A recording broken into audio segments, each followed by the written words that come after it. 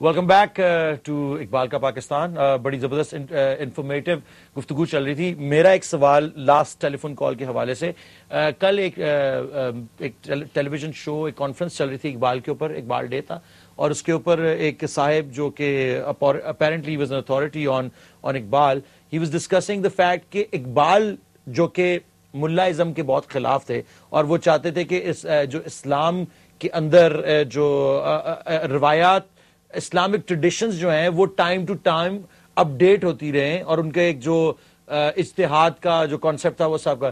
تو اس پورے back drop میں, جس طرح ہم نے پہلے بھی ڈسکس کیا کہ اقبال کی جو بھی ٹائم تھے, ان کی ڈیولپمنٹ کے ایوولوشن کے ٹائم تھے, ایک ٹائم پہ انہوں نے افغان ملا جو کہ اس وقت جو تھے ان کی تائید کی, اور انہوں نے کہا کہ آل دا مور پاور ٹو دا ملا افغانستان, بیکاز وہ اس کی ذرا مجھے اس کی بیک ڈراپ بتائیں. یہ اس سوال کے ساتھ ڈائریکٹلی ریلیٹڈ ہے جو ابھی سوال کیا گیا ہم سے.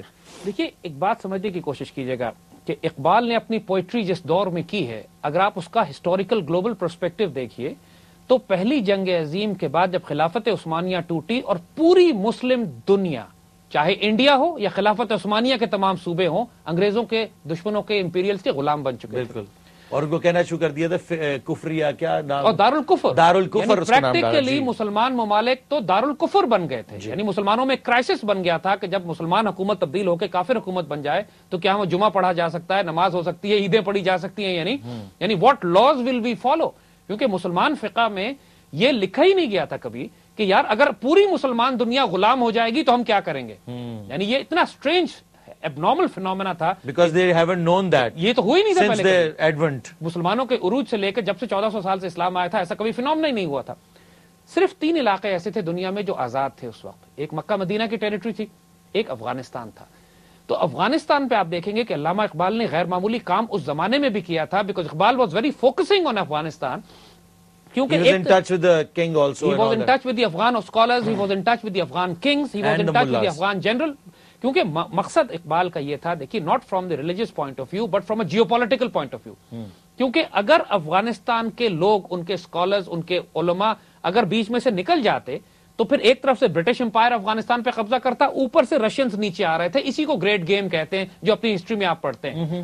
And Afghanistan was the battle ground. اب افغانستان کے مولوی علماء اس زمانے میں اپنی سادگی کی وجہ سے بچے ہوئے تھے اس کرپشن کی وجہ سے جو پورے جہان میں پھیل رہی تھی.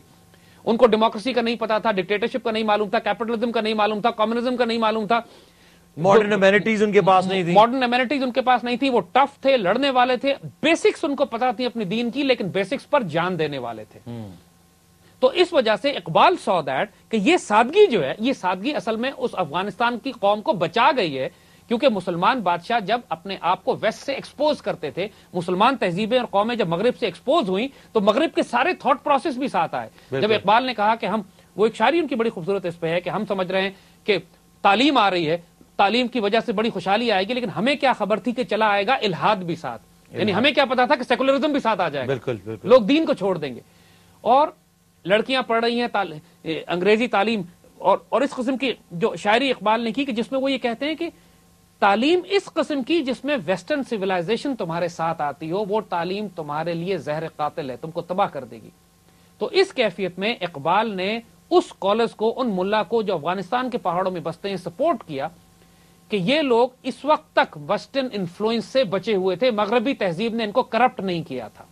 And that was the reason Iqbal supported them. And the Maghri tehzeeb is driven by these new cons, جن کا اصل objective تو یہ ہے to kill religion. دیکھیے, آپ destroy کرنا چاہتے ہیں religion, اگر آپ اقبال کا ویژن دیکھیے تو ایون افغانستان کے جو طالبان تھے, افغانستان کے طالبان نے جو سسٹم اپنے افغانستان میں قائم کیا تھا, دنیا اس کو بہت ہارش دیکھتی ہے, بڑا اس کو دیکھتی ہے کہ صاحب بڑا انہوں نے پرانے زمانے کا کوئی نظام قائم کیا تھا, لیکن ان کے پاس کوئی دنیا کا واحد ملک تھا جس پر کوئی قرض نہیں تھا. They were not dealing with the Western banking system. کوئی سود اور ربا کا نظام ان پر یہ بھی 10 سال تک, 10 سال تک, طالبان لاسٹ 10 سال تک ایگزیکٹلی. وہاں پر کوئی ڈرگز نہیں تھی, وہاں پر کوئی انوائرمنٹ ایسی نہیں تھی کہ جس میں ویسٹرن سویلائزیشن آ کر اپنے انفلوئنس کر کے افغانستان کے ریسورسز نوچ سکتی, جس طرح پوری مسلم دنیا کے ریسورس کھا گئے ہیں یہ. That was why انہوں نے اس ملا کو, جو ملا عمر کی حکومت تھی وہاں پہ, اس بیچارے کی حکومت کو جو تباہ کیا ہے. وی آل نو کہ آئل گیم ہے, آئل گیم وہ ساری and the opium drug game, and the opium and the drug game ہے. تو یہ وجہ تھی کہ جب $200 بلین جو ڈرگز نکلتی ہیں سے $200 بلین کی، جس کا 80% افغانستان سے آتا ہے. اور اسی لیے علامہ اقبال نے ایک بڑا خوبصورت شعر افغانستان کے بارے میں اس وقت کہا تھا کہ آسیا یک پیکر آب و گلس، یعنی ایشیا جو ہے it is a combination of جغرافی، لیکن اس جغرافی میں جو دل ہے وہ افغانستان ہے. اور اگر افغانستان میں فساد ہوگا تو پورے ایشیا میں فساد ہوگا، افغانستان سکون سے ہوگا تو پورا ایشیا سکون سے ہوگا. Look at the vision.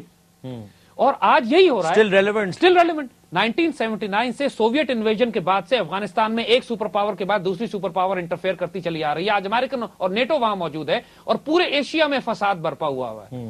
اور صرف اس وجہ سے ہے کہ افغانستان میں جو فورن آکوپیشن کو ریزسٹ کر رہا ہے وہ کون کر رہا ہے؟ ملا کر رہا ہے. بالکل. That is why you find علامہ اقبال کی جو ایک خوبصورت شعر ہے کہ فطرت کے مقاصد کی کرتا ہے نگہبانی، فطرت کے مقاصد کی کرتا ہے نگہبانی، یا بندہ صحرائی یا مرد کوہستانی.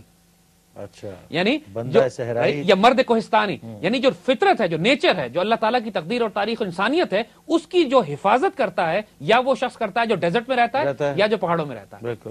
یہ ٹف لوگ because they are not in touch with اینی تھنگ، وہ ویسٹرن سویلائزیشن سے کرپٹ نہیں ہوئے ہوتے اور اسی وجہ سے وہ ٹف ہوتے ہیں. اور میرے خیال سے آج بھی ان کو یہی تکلیف ہے کہ یہ کرپشن جو ویسٹرن ڈاکٹرنیشن ہے وہ ابھی تک نہیں پھیل سکی اس ریجن میں، جیسا کہ ہمارے ریجن میں بھی اب یہ ہو رہا ہے، جو کہ افغانستان کا ہسٹوریکلی سپیکنگ وہی ایریا ہے. اور وہ یہ جنگ وہی اسی مقصد کے لیے ابھی تک لڑی جا رہی ہے. ابھی تک وہ افغانستان کو ویسٹرنائز کرنا نہیں کر سکے، کرنا چاہتے ہیں لیکن نہیں کر سکے. اور ریزسٹنس بہت حیرت انگیز بات ہے. دیکھیے کہ 1932-33 وغیرہ میں علامہ اقبال بار بار افغانستان گئے، وہاں کے بادشاہ سے ملے اور ملا سے ملے.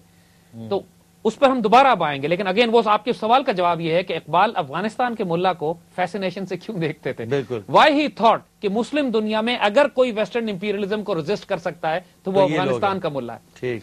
And he is doing it, he is right. آج بھی یہی ہو رہا ہے. نیٹو اور امریکنز کا مقابلہ کون کر رہا ہے؟ وہی کر رہے ہیں. اور رشین یا اس سے پہلے سوویٹس کو نکالا تھا، انہوں نے نکالا تھا. تو یہ basically they are all the same people, چاہے وہ برٹش کی شکل میں آئے یا رشین کی شکل میں آئے یا امریکن نیٹو کی شکل میں آئے. ان کا امپیریل فورسز جو ہیں ان کا مقصد یہی، اور کافی عرصے یعنی کہ یہ 250 سال سے یہ مقصد چلا آ رہا ہے. کیونکہ اگر آپ نوٹ کیجئے کہ جو رشین امپائر تھی وہ 17th اور 18th سینچری میں رشیا سے نکل کر سینٹرل ایشیا سے نیچے آ رہی تھی. وہ بھی مسلمان علاقوں پر قبضہ کر رہے تھے. تاجکستان، ازبکستان، ترکمانستان، قازقستان، یہ سارے علاقے، سمرقند، بخارا، خیوا، یہ سارے مسلمان علاقے جن پر رشیا قبضہ کرتا ہوا نیچے آ رہا تھا، اور پورا انڈین اور مڈل ایسٹ سب کانٹیننٹ جس کے اوپر انگریز قبضہ کرتے ہوئے اوپر جا رہے تھے، ان کے درمیان جو ریزسٹنس تھی وہ افغانستان. اور جو باقی سب ملکوں کے لٹے پٹے لوگ جن کی ڈگنیٹی چھین لی گئی وہ سارے افغانستان میں جا رہے ہیں، جا کے پناہ لے رہے ہیں. بالکل بالکل. ایک بڑے زبردست انٹرسٹنگ ٹاپک پہ ہم چلے گئے ہیں، اور we're gonna go back to where we were before this question after this break.